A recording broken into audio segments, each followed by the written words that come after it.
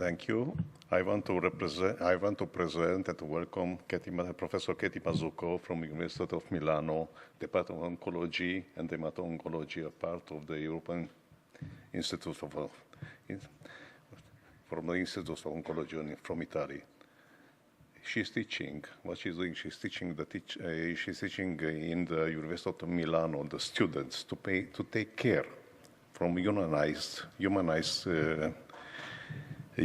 care of the patients, and what she's doing, it's a part of the education, the research, and the psychological support. What's important in that. The other thing is paying a lot of attention, and putting relationship between between the physicians and the patient themselves, and to improve the communication between them, and support them, and to listen to them in all the part of their journey. Okay, thank you very much, and I hope they should have a good lecture, and we should enjoy it.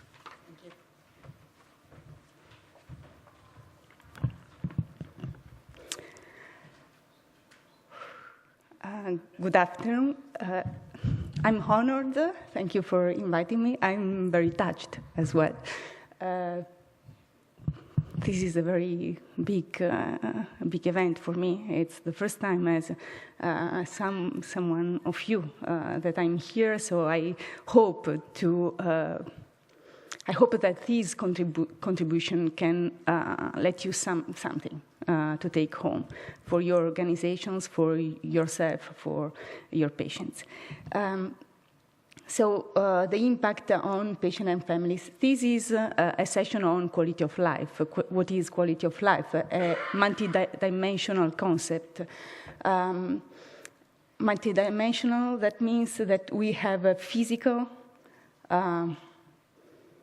aspect, a mental aspect, and a social aspect. Because as the World Health Organization said, the health is a complete state of well-being where it is important to take care of physical, mental, and social part of it. So also here we will talk about that. We heard about talking about especially the physical component of quality of life in the previous presentation. I will talk a little bit more on the psychological component and the social component of social, in particular on the family component of quality of life. And of course, there is an influence of therapy on quality of life. I will provide you a mixture between a clinical psychology and cognitive psychology perspective in this presentation. I'm a cognitive scientist, but I'm also a psychotherapist, so I'm not able to separate these two souls. So we will see quality of life and psychological impacts at a patient level, a family level, but also what can be done, or what does that mean at the health provider and patient level. This type of diseases affect all these components, but where is the effect? So at the patient, let's see at the patient level. You taught me also today that the reason this disease, MPN, doesn't have a localized region in the body. So this is one of the major problems for the patient to perceive the disease. Because if there isn't a particular region of the body, so all the body is affected, then it's more difficult to perceive, to represent mentally the possibility to cure it. Because all myself is touched, is touched by the disease. So it is impossible to take out the disease from my body. This is one of the biggest problems for patient psychological health. So the impossibility to detect and a definite disease side affects patient cognitive processing. What does that mean? any event, any changes in our life. In this case, let's say a diagnosis of a cancer. Impact what? Impact the way I mentally represent the problem. Here we have an example of a cognitive map of a patient who had received a diagnosis of a neoplasm, possibly an MPN. So what is a cognitive map? The cognitive map is the set of of knowledge I have in my mind about what? About the problem I'm going to face. Knowledge, that means also what do I know, but what are the ability, the skills I have to know better the situation. For example, some examples are health literacy and numeracy that impact what? The way I face and I process information that, for example, physician will provide to me. But then there are a lot of beliefs. What I believe, what are my beliefs toward the disease? Well, we said there isn't a real mass. This type of tumor is spread all over the body. So that means there is no surgery to remove the mass. What does that mean? So my belief is that the disease is out of control. What does that mean? It means that I might die. And so for the expectation, no treat, if there is no treat, if I cannot treat the neoplasm, so there are different possibilities. I can watch and wait, but what does it mean for me? What are the expectations? Well, again, my expectation that I don't have control on that. And all of these can impact what? The psycho-emotional reaction that I have on my clinical condition. But also the personality traits, like I'm a pessimistic person, I'm an optimistic person.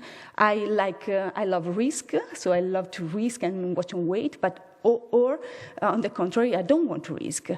I'm a fatalist, so okay, let's see what happens. Okay, all these cognitive map affect the way that I face the problem. I face the physician and the information that the physician provides to me. And obviously the way I react to the situation and the behavior I will perform. So we said the impossibility to detect a definite disease site affects patient cognitive processing. What does that mean? It's difficult for these people. We said earlier that it is a rare cancer, so there is no much knowledge about it and no much knowledge on what can be done to make our patient feeling better. So there is a lot of uncertainty of what will be every day in my life, and possibly in chronic illness for a very long time. So from a psychological perspective, there is a lot of, when we live in uncertainty, there is a lot of anxiety and concern on the disease and its possible progression. From a cognitive point of view, this is very important, because when we live in uncertainty condition or situation, there is a way we process information that is sometimes bias. In which sense? So this model proposed by Matthews and MacLeod says, well, we have two systems to process information. Let's assume one is the system that evaluates positive event. So there is a positive evaluation of the event. And there is another system that is the threat evaluation system. So when we have competing or ambiguous or unclear information, these two models interact to give a clear interpretation of this information. But when the person is in a negative emotional state, so these two systems doesn't interact in a fair way, let's say. So anxiety, fear, and depression make these the threat evaluation system much more stronger. If there is a higher activation of the threat evaluation system, then we will have a higher possibility that the ambiguous or unclear or competing information, an example of competing information is benefits against the side effects of a treatment, for example. So if the threat evaluation system is more activating than the other one, my competing information is the interpretation is biased toward the negative interpretation. We said this is an attentional bias. When we are in a negative emotional state, we tend to focus our attention on the information that are coherent with my mood state or emotional state. So if I am in a negative emotional state, I will tend to focus my attention only or more on the negative information, benefit against the side effect. I will pay more attention, or I will focus my attention only on the side effect, and I will not see the benefit. This might explain what we heard in the previous presentation. So physicians will see much more benefit than the patients. It's possible that the patients are affected by this attentional bias. And we said that we are in an uncertain world. And how does this attentional bias work? We are in an anxiety state that provides some negative meaning to the events, but then the negative meanings increase my anxiety, that make me think that I don't have power on the situation, so I will have negative behavioral reactions, such as avoidance, isolation, and then possibly depression if we don't intervene at some point in this process. So we talked about emotional state that can impair our information processing, but then our patient need to redefine after a cancer diagnosis, especially when they know that there isn't a moment in which they cure the disease and then they cannot think about it anymore. So they need to redefine a lot of things in their life, a redefinition of the self. So especially in chronic illness, the patient need or has to redefine the role he has in his work, in his family, and society. So doubts on what can I be now? But a redefinition of the priorities and the goals. So we have an interruption also on the project that the patient can have planned in his life. How should I change my plans and my project? Or can I change my project? Or can I make other project? And then there is, they are facing a new organization of their own daily life. Small things, but very important things. So how all this stuff can affect the family, or how can see these changes in a family. But from a systemic point of view, well, the family is a system. So each element contributes to the whole system. So starting from this perspective, individuals cannot be understood in isolation from one another. And we said there are roles inside the family. If my patient need to change the role, he's not more the chief of the family because he's the patient and he need cures, then someone else in the family need to take the role of the partner, for example. So there is a change in the roles. But this, in the short time, it's manageable. It's less manageable in the long run, especially when he looks fine. The patient now looks fine, so he doesn't have problems. He can go back to his previous role. But the patient, as we said, doesn't perceive the same world as the other people.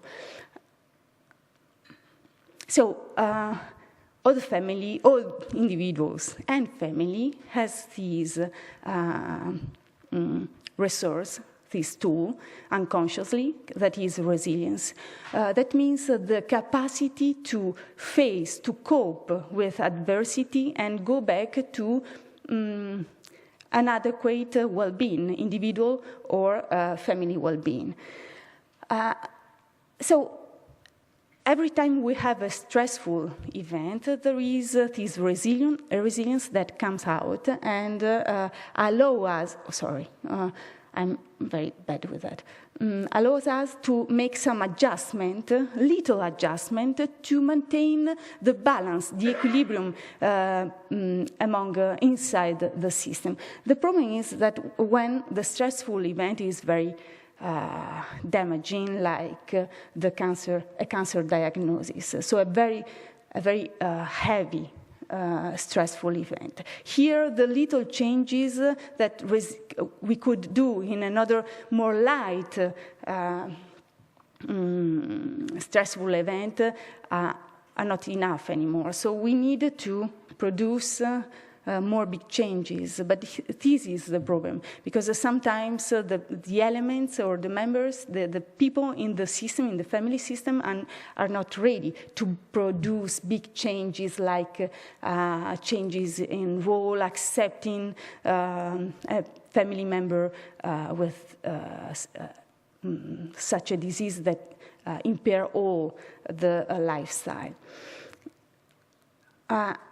So the farm model explain well, I think, the way that a family can adjust and adapt to crises like a disease in the family. So we have a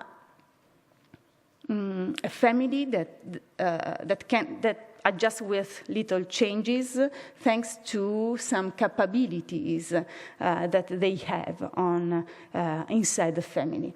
So the capabilities, the resources, the coping behavior can help to produce these little changes. But all of this depends on the meaning we attribute to the situation, to the disease, to the changing in role. The crisis in some ways affect the meaning I attribute to all this stuff. So if I'm not aware that the meanings are changing, I'm not able to find the right resources and the coping strategies to make the right adaptation to respond to the demands. So what are the factors that make the family a resilient family, so able to face with such a disease? Cohesion, expressiveness, conflict, emotional reaction. All these things are related to communication. We heard talking about communication. The communication that if feelings, thoughts are expressed, we will have more also about emotional reaction. We will have more cohesion, and we will be able to manage the conflicts that can face or meet. And this is an example, and I will go, I hope, faster to the end. If there is no cohesion, no communication, no comprehension, understanding of emotional reaction, then we will have a circle that will not improve the family well-being. So to go to the end, at the health providers level, or what can be done? What can be done? We heard about participation. One of the things that can improve patient and family empowerment is shared decision-making, starting from the diagnosis, shared decision-making with the physician, but shared decision-making toward along all the care pathway. So we want to have engaged, informed, collaborative, committed, tolerant to uncertainty, tolerant of uncertainty patients and family. And to do that, what do we want to have? A multidisciplinary team where there are different professionals and groups that support in different way and by different perspective our patients and the family, and again to produce an engagement and participation to all levels of our patient. So I would like to end this presentation saying it is in sharing and in the conjoint planning of strategies to make the goal, that is the care, more likely that the relationship arises and becomes empowerment.